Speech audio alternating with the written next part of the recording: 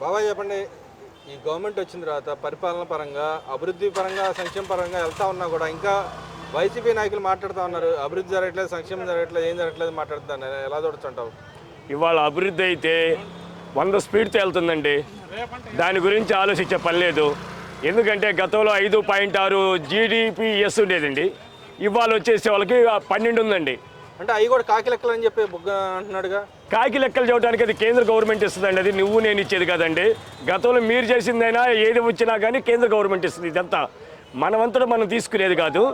మన అభివృద్ధి ఎలా ఉంటుందంటే, మనం వైటెక్ ఉంటే అప్పచెబితే టీచర్ గారు ఏం చెబుతారంటే, వైటెక్ వచ్చిందాయా నీకు అని చెబుతారు.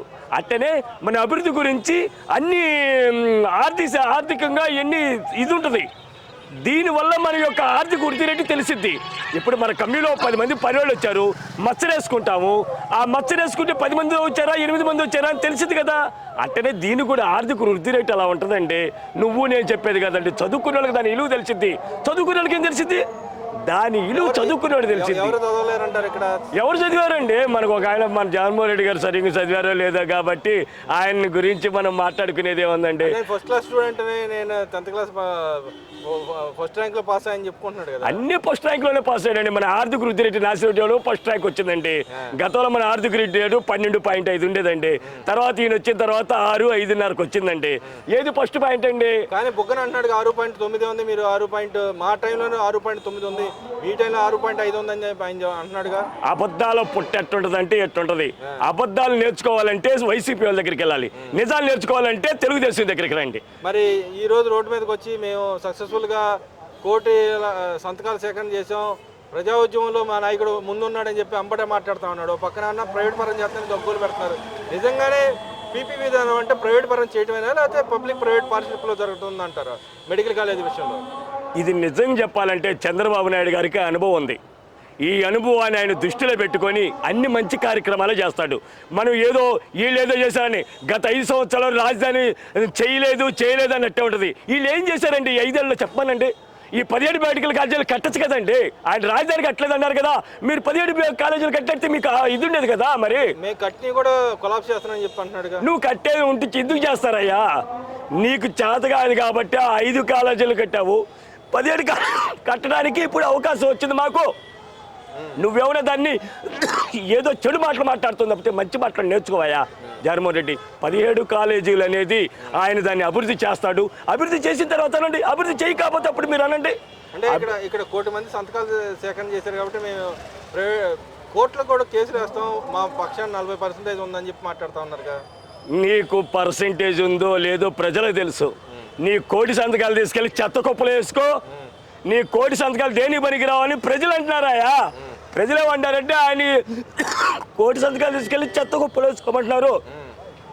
ఆయన 1 కోటి సంతకాలు తీసుకెళ్ళి చెత్త కుప్పలు వేసుకోమంటున్నారు. ప్రజలు నవ్వుకుంటున్నారు. ఆయన డ్యాన్సులు, ఆయన అదొక ఏదో సంక్రాంతి దీపావళి రోజు పండుగలాగా 1 కోటి సంతకాలు తీసుకెళ్తే ఇవన్నీ చేయాలా? చేతైన వాళ్ళు ఏం చేస్తారంటే, అభివృద్ధి చేతైన వాళ్ళు ఏం చేస్తారంటే ఇవన్నీ చేయరు. 1 కోటి సంతకాలు నీకు పనికిరాంది చెత్త కుప్ప. మరి మీరు చెత్త కుప్ప అంటున్నారు కానీ వాళ్ళు గవర్నర్ దగ్గర కలుస్తామని చెప్పి అంటున్నారు. కలవని వాళ్ళు కలుస్తూనే ఉంటారు ఎప్పుడు. వాళ్ళు చేత కాదు, పరిపాలన చేత కాబట్టి మేము గవర్నర్ గెలుస్తాం. ఏం గవర్నర్ కలిసి మీరు ఏం చేస్తారయ్యా? ఏమీ చేయలేరయ్యా. అభివృద్ధి వేరు, దరిద్రం వేరండి. అభివృద్ధి వేరు. మనం అభివృద్ధిని కోరుకోవాలండి. దరిద్రం జగన్మోహన్ రెడ్డిది, అదృష్టం ఏమన్నా చంద్రబాబు నాయుడు గారిది. ఏది కావాలో ప్రజలు వాళ్ళ బ్రహ్మరథం పడుతున్నారండి. ఆర్థిక వృద్ధి రేటు చూసి మనం ఏదో ఒడిదుడుకులు ఉంటాయి. 1 సంవత్సరం ఒడిదుడుకులు ఉంటాయి. ఆ ఒడిదుడుకులు పట్టించుకోకూడదు. నువ్వు ఉండే 5 సంవత్సరాలు అంతా ఒడిదుడుకుల్లోనే నడిచింది. ఇవాళ కొద్దిగా అభివృద్ధిలో నడుస్తుంది, మధ్యలో కొద్దిగా బ్రేక్ పడింది. దాన్ని ఆసరా చూపించి నువ్వేం పెద్దగా మాట్లాడాల్సినంత అవసరం లేదు. 1 సంవత్సరం అయిన తర్వాత మళ్ళీ చూడు ఆర్థిక వృద్ధి రేటు ఎలా ఉంటుందో. మరి ఎంపీ మాట్లాడుతున్నా, పార్లమెంట్లో మాట్లాడుతున్నా, అప్పులు చేస్తుంది ఈ గవర్నమెంట్ వచ్చినది, అప్పులు తప్పితే ఏం లేదు, అప్పులు చేసి కూడా దోచుకుంటున్నారని చెప్పి కమిషన్ కోసం కకృతి పడతానని చెబుతున్నాడుగా. ఎవరైనా ఛాలెంజ్ ఉంటే రమ్మను. ఒక కంపెనీ కట్టినప్పుడు అప్పులు చేస్తాం. అప్పులు కావాలంటే కంపెనీ కట్టిన తర్వాత దాని ఫలితాలు తీసుకుంటాం. ఎందుకంటే మేము జిన్నింగ్ మిల్లు ఉందంటే మా జిన్నింగ్ మిల్లుకి నా దగ్గర ఉంది ₹1,00,00,000, 5 కోట్లు అప్పు తీసుకుంటా, 6 కోట్లు. ఈ 6 కోట్ల తర్వాత రేపు జిన్నింగ్ జరిగేటప్పుడు నాకు డబ్బులు ఇన్కమ్ వస్తాయండి. రాజధాని కూడా అదే అభివృద్ధి చెందిన తర్వాత ఇన్కమ్ వస్తుంది.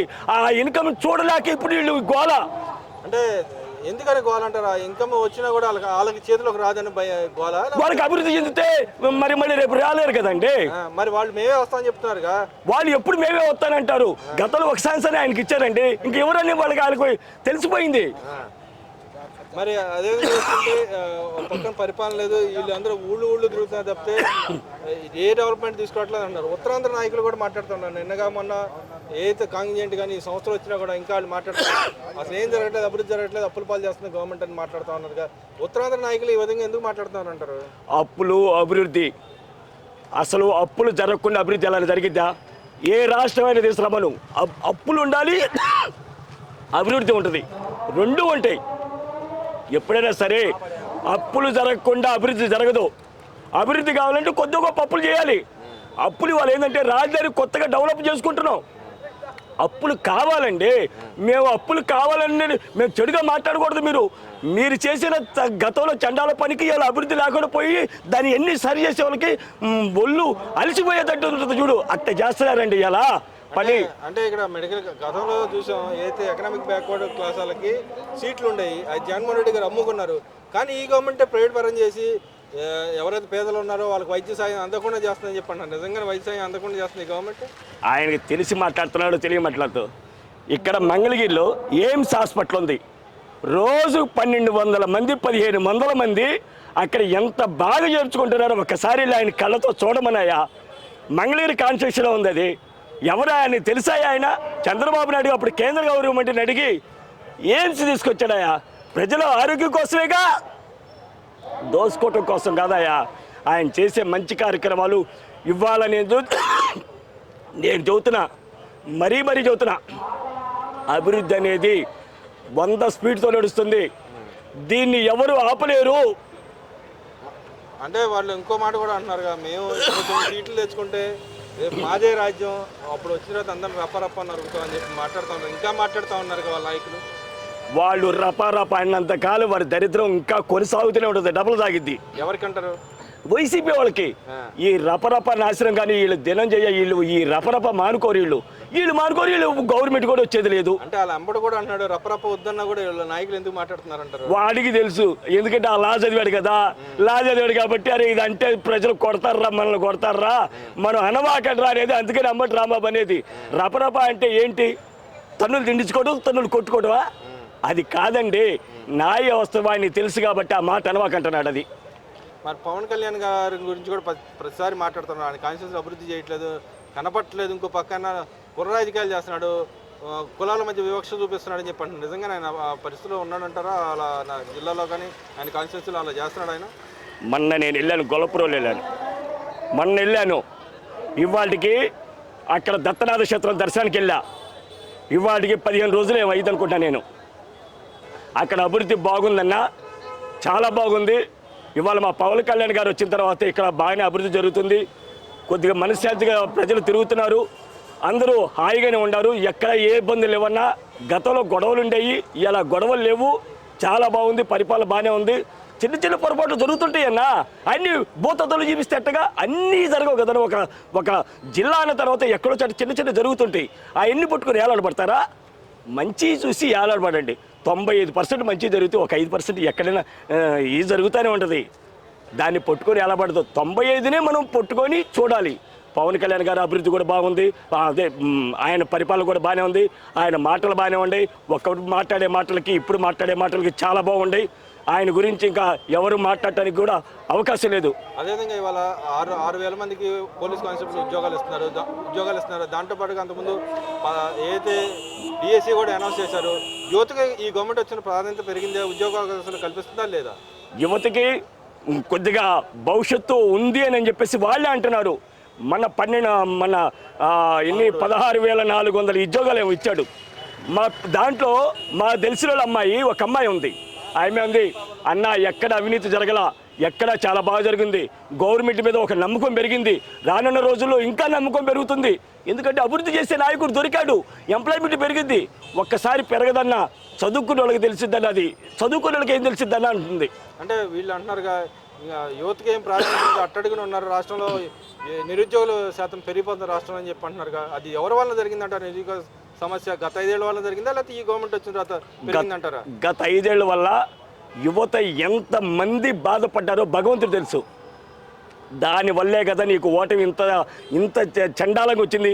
లేకపోతే 11 సీట్లు రావటం ఏంటయ్యా నీకు? అసలు 11 సీట్లు రావటం ఏంటి? అందుకని నీ యువతలోనే మార్పు వచ్చింది. యువతకి రేపు పొద్దున బంగారు భవిష్యత్తు కావాలని చెప్పేసి ఓట్లు వేసుకున్నారయ్యా ఇవాళ టీడీపీకి. నీకెందుకని వేయలేదు? ఇదే కారణం. మరి వాళ్ళ నాయకుడు ఇంకో నాయకుడు మాట్లాడుతూ ఉన్నాడు, ఓట్ల చోరీ జరుగుతుంది కాబట్టి ఏదైతే ఈవీఎంలు ఎత్తేసి పోస్టులు మామూలు బ్యాలెట్ ద్వారా ఓటింగ్ జరగాలని చెప్పి కోరుతున్నాడు కదా. నిజంగా ఆ పరిస్థితి జరిగిద్దంటారా?